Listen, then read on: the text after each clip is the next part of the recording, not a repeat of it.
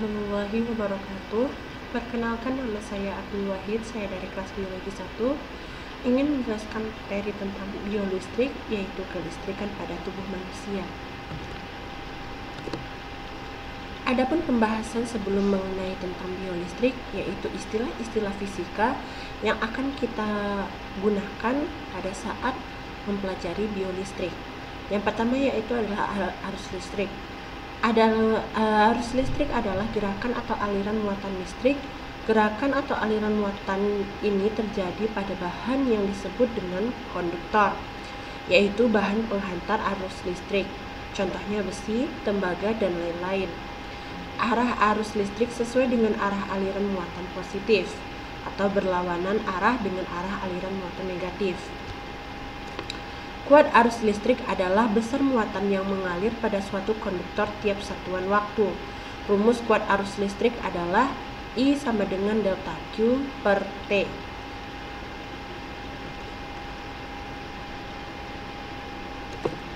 Voltase atau beda potensial listrik adalah jumlah energi yang dibutuhkan untuk memindahkan unit muatan listrik dari suatu tempat ke tempat yang lain. Bisa disebut juga beda potensial. Beda potensial adalah ukuran perbedaan potensial antara dua titik dalam rangkaian listrik. Tegangan listrik atau beda potensial dapat dibuktikan dengan rumus hukum Ohm, yaitu V sama dengan I kali R. Hambatan listrik merupakan sejauh mana suatu objek menentang aliran arus listrik. Sifat-sifat hambatan listrik terbagi dua. Hambatan listrik akan semakin besar jika bahan listrik yang digunakan semakin panjang, dan hambatan listrik akan semakin kecil jika ukuran penampang bahan listrik semakin besar. Besar hambatan listrik dapat dirumuskan sebagai berikut, yaitu R sama dengan V per I dan R sama dengan R rho kali L per A.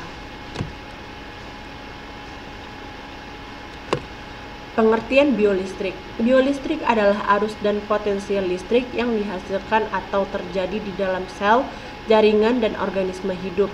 Contohnya neuron menghantarkan sinyal atau impuls menggunakan medan listrik.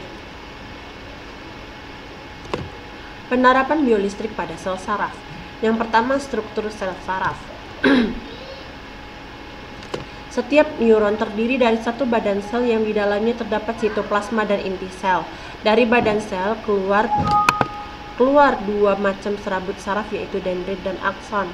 Dendrit berfungsi mengirimkan impuls ke badan sel saraf, sedangkan akson berfungsi mengirimkan impuls dari badan sel ke sel saraf yang lain atau jaringan lain.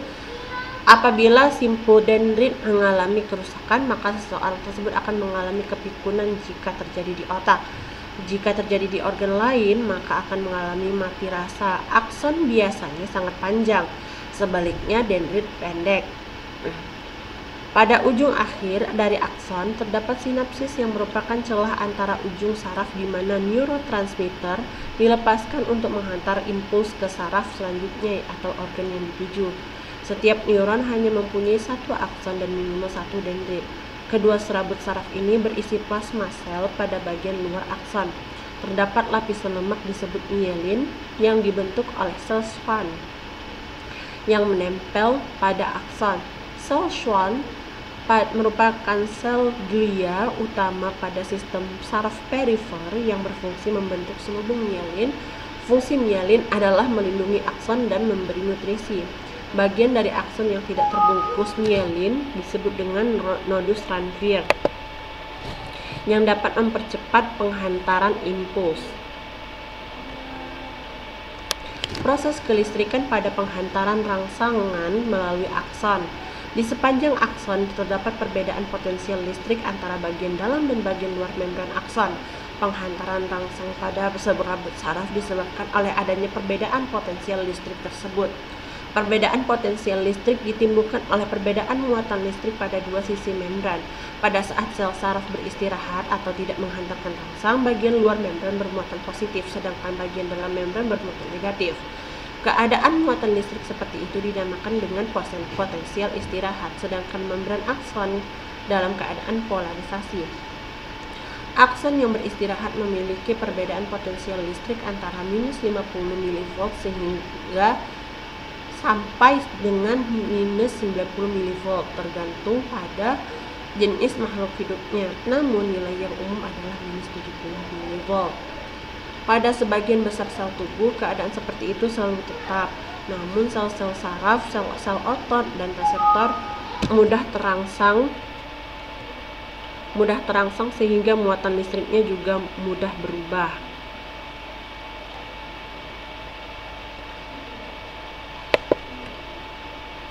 Adanya stimulus pada reseptor menyebabkan terjadinya pembalikan muatan untuk sementara waktu. Bagian luar membran bermuatan yang tadinya bermuatan positif menjadi bermuatan negatif. Begitupun sebaliknya, bagian dalam membran yang tadinya bermuatan negatif menjadi bermuatan positif. Pembalikan muatan atau perubahan muatan listrik ini disebut dengan depolarisasi. Depolarisasi tersebut terjadi secara berurutan di sepanjang akson. Perubahan tiba-tiba potensial istirahat karena datangnya rangsangan dinamakan potensial kerja. Pada saat potensial kerja, perbedaan potensial dalam membran berbalik dari minus 70 mV mendekati plus 40 mV. Kecepatan penghantaran rangsang atau potensial kerja di sepanjang akson sangat dipengaruhi oleh besar kecilnya diameter akson serta ada tidaknya selubung mielin. Demikian penjelasan saya tentang materi yang akan saya bawa. Demikian penjelasan saya. Lebih dan kurang dalam penjelasan saya mohon maaf. Wabillahi taufiq wal hidayah. Wassalamualaikum warahmatullahi wabarakatuh.